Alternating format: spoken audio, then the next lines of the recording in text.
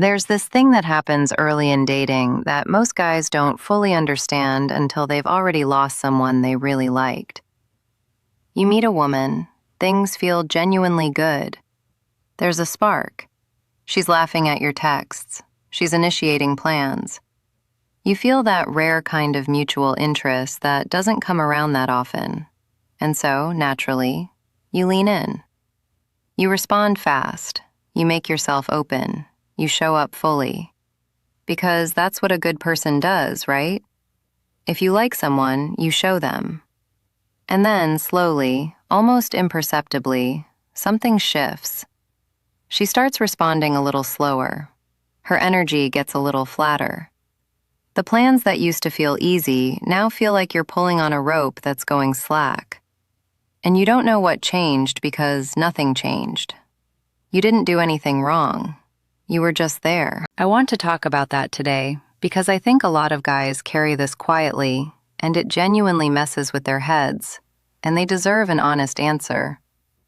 Not a manipulation tactic, not a game, just an actual, honest conversation about what's happening psychologically when a woman pulls away from a man who is being consistently available.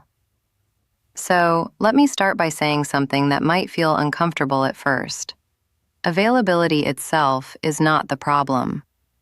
I want to be really clear about that because this topic gets twisted so often into this idea that you should play games, be cold, fake being busy.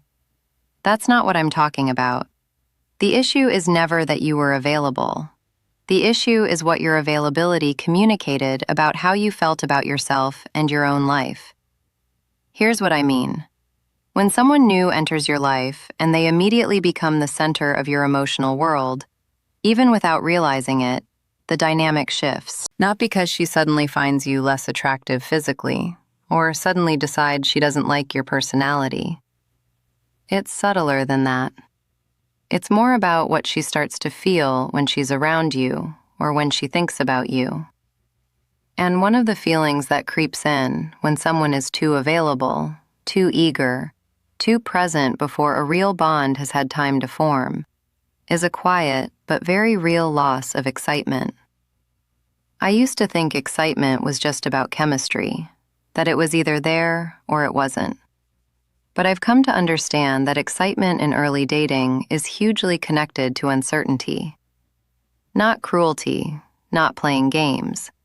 Actual natural uncertainty that comes from two people who both have full lives and aren't immediately restructuring their entire existence around someone they've known for 3 weeks.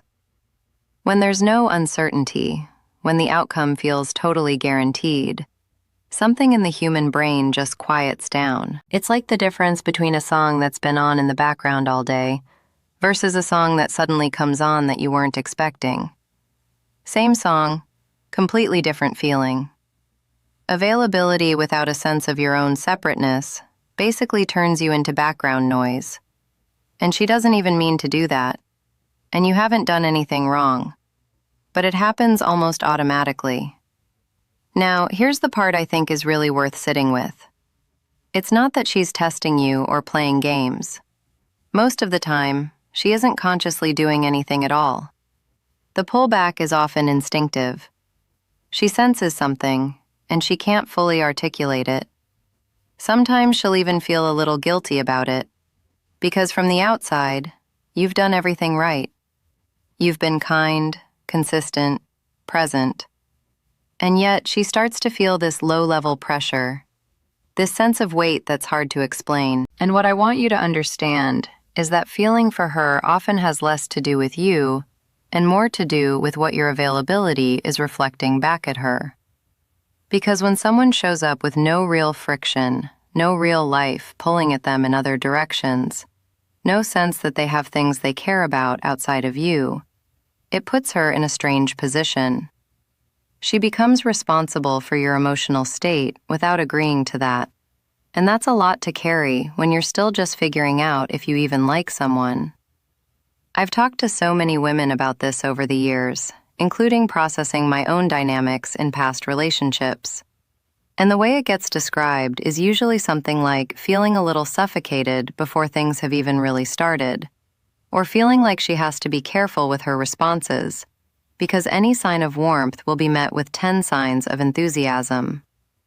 That's not a fun feeling to sit with when dating is supposed to be light and curious and exploratory. And this is where it gets nuanced, because some women, especially those with anxious attachment tendencies, will actually respond positively to high availability in the short term. It'll feel good. It'll feel safe. It'll feel like, finally, someone who isn't going to disappear on me. But even in those cases, something interesting often happens further down the line. Once the initial relief of having consistent attention wears off, they start to lose respect. Not because they're shallow, but because part of attraction for almost everyone is a degree of admiration. And it's hard to fully admire someone whose entire schedule appears to be organized around your approval.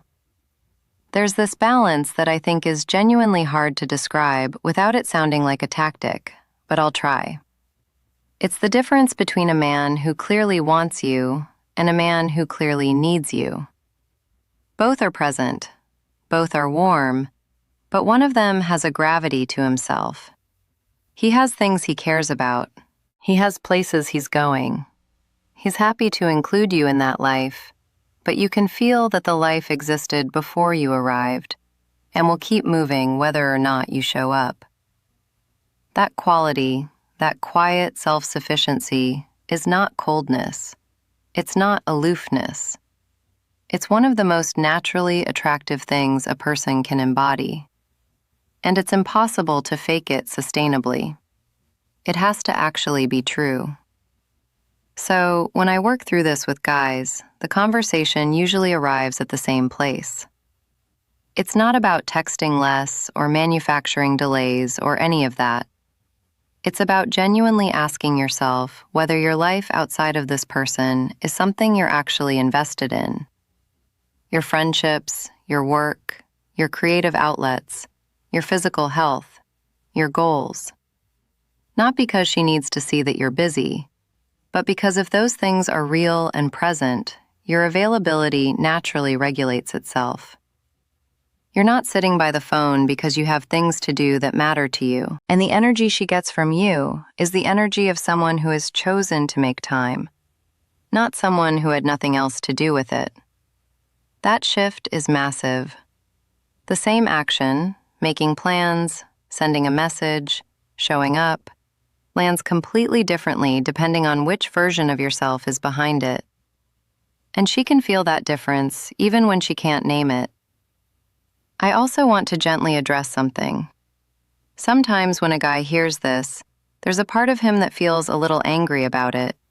Like, why does any of this matter? Why can't I just like someone openly and have that be enough? And I hear that. I genuinely do. Because there's something a little unfair about the way attraction works. It doesn't always reward the most sincere feelings. It rewards a particular kind of energy that, frankly, is hard to maintain when you're catching real feelings for someone. And I'm not going to sit here and pretend that's perfectly fair. It isn't always. But I think the deeper truth is that the work here isn't about suppressing your feelings or pretending you don't care. It's about building a version of yourself that isn't dependent on her reciprocation to feel okay. And that version of you doesn't have to perform unavailability. He's just genuinely occupied with his own life. Because here's what tends to happen when that internal shift is real. You stop overanalyzing her response times. You stop adjusting your warmth based on how warm she was. You show up consistently, but without desperation. And that combination, warmth without desperation, presence without neediness, is deeply attractive to a secure woman. It's the thing that makes her feel like she can relax into getting to know you, rather than managing your feelings while trying to figure out her own. The pullback, when it comes, often isn't the end. Sometimes it's her nervous system, testing whether you're going to collapse under the weight of her reduced attention, or whether you're going to hold steady. Not as a test in a calculated sense, but as an instinct. And if you hold steady, not by going cold yourself, but by genuinely continuing to live your life without crumbling, something often shifts back. Because she realizes that your presence was never contingent on her performance. And that quality of emotional steadiness is genuinely rare and genuinely magnetic.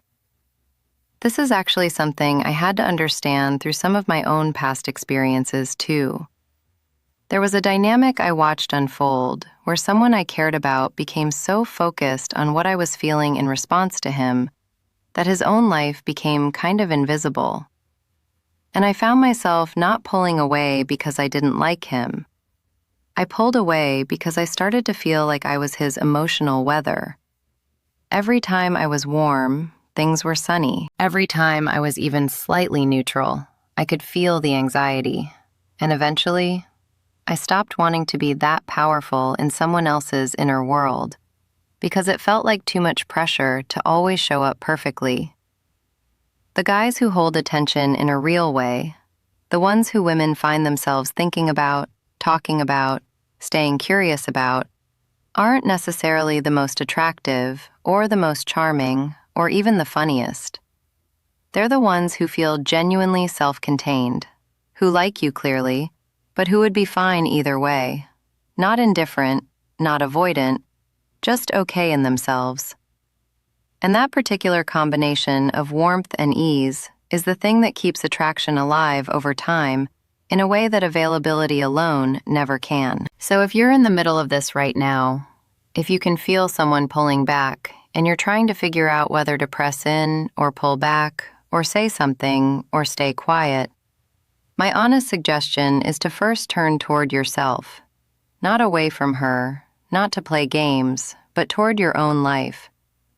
The projects you've been postponing, the people you've been meaning to call, the version of your day that has nothing to do with checking a notification. Get present with that life. Let it fill the space that the anxiety has been occupying. And from that place, however you choose to engage with her will carry a fundamentally different energy. One that she might notice immediately, or one that slowly shifts things over time. Either way, you'll have done something real, something that actually helps you, regardless of how this one situation ends up. That's really what I keep coming back to with all of this. The goal was never to keep any one specific person interested. The goal is to become the kind of person whose life is interesting to himself. Everything else tends to follow from.